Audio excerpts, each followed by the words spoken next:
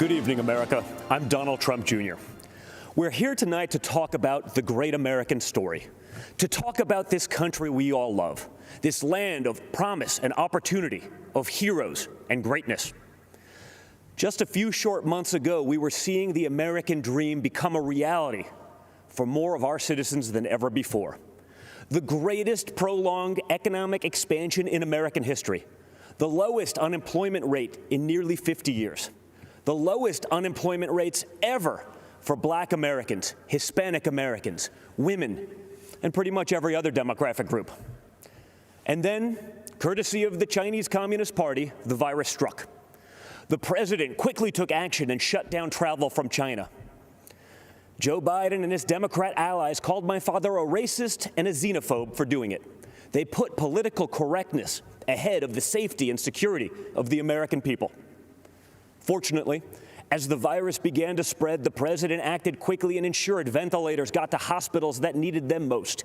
He delivered PPE to our brave frontline workers, and he rallied the mighty American private sector to tackle this new challenge. There's more work to do, but there is a light at the end of the tunnel. Job gains are outpacing what the so-called experts expected. But Biden's radical left-wing policies would stop our economic recovery cold. He's already talking about shutting the country down again. It's madness. Democrats claim to be for workers, but they've spent the entire pandemic trying to sneak a tax break for millionaires in Democrat states into the COVID relief bill. Then they attacked my father for suspending the payroll tax for middle-class workers. In fact, if you think about it, Joe Biden's entire economic platform seems designed to crush the working man and woman. He supported the worst trade deals in the history of the planet. He voted for the NAFTA nightmare. Down the tubes went our auto industry. He pushed for TPP. Goodbye, manufacturing jobs. Beijing Biden is so weak on China that the intelligence community recently assessed that the Chinese Communist Party favors Biden. They know he'll weaken us both economically and on a world stage. Biden also wants to bring in more illegal immigrants to take jobs from American citizens. His open border policies would drive wages down for Americans at a time when low-income workers were getting real wage increases for the first time in modern history.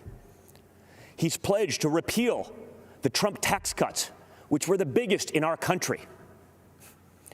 After 8 years of Obama and Biden's slow growth, Trump's policies have been like rocket fuel to the economy, and especially to the middle class. Biden has promised to take that money back out of your pocket and keep it in the swamp. That makes sense, though, considering Joe Biden is basically the Loch Ness Monster of the swamp.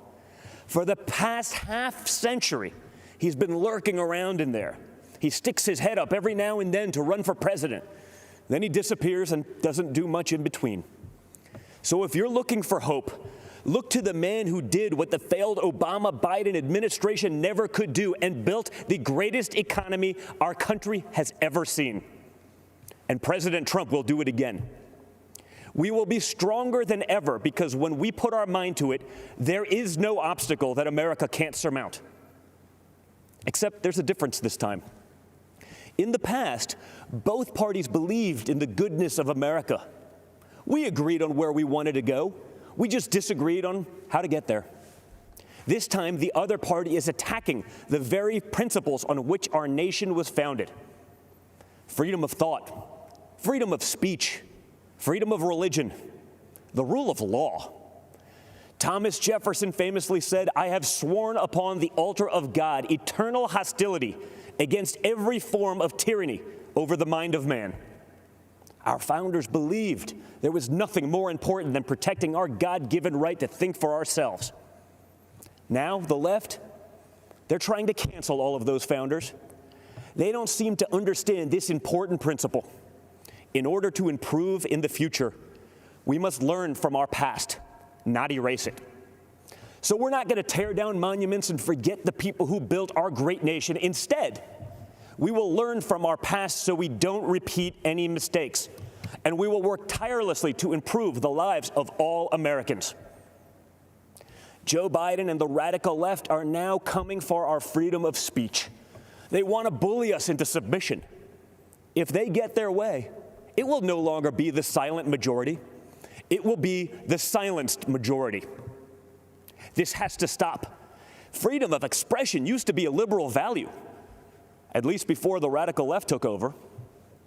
Now the Republican Party is the home of free speech, the place where anyone from any background can speak their mind, and may the best ideas win. People of faith are under attack. You're not allowed to go to church, but mass chaos in the streets gets a pass. It's almost like this election is shaping up to be church, work, and school versus rioting, looting, and vandalism.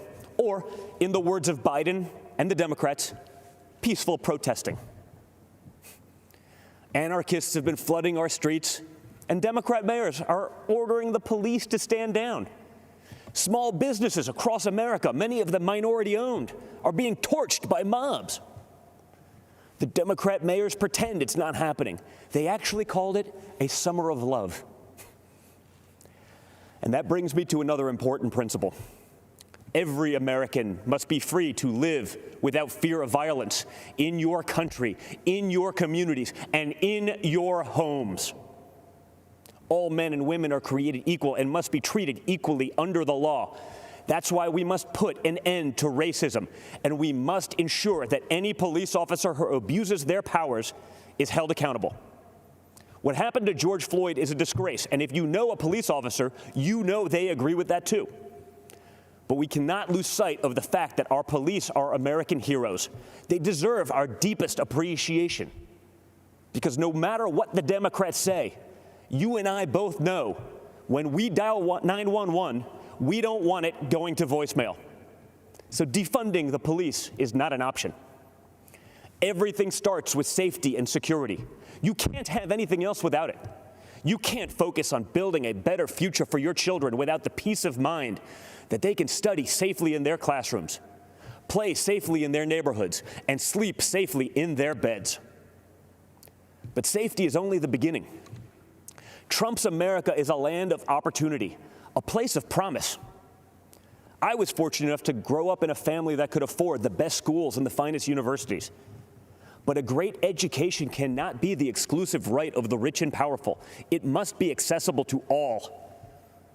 And that's why my dad is pro-school choice. That's why he's called education access the civil rights issue, not just of our time, but of all time.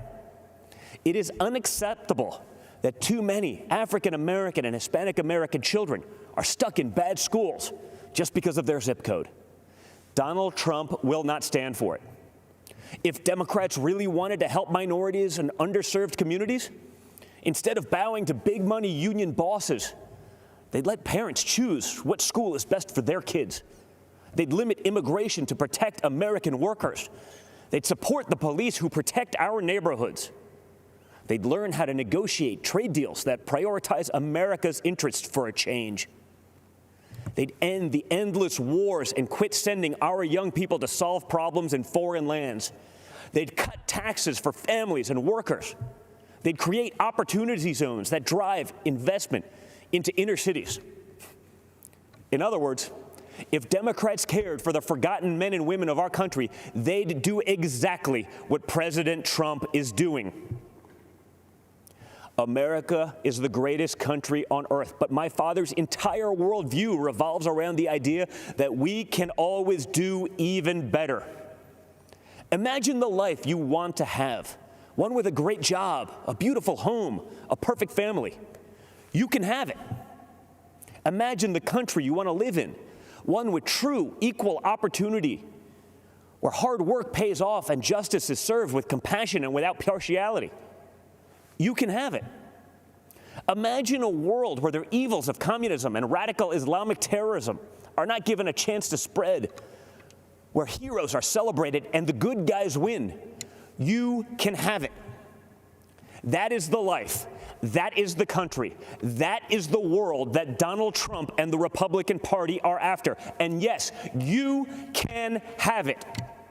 Because unlike Joe Biden and the radical left Democrats, our party is open to everyone.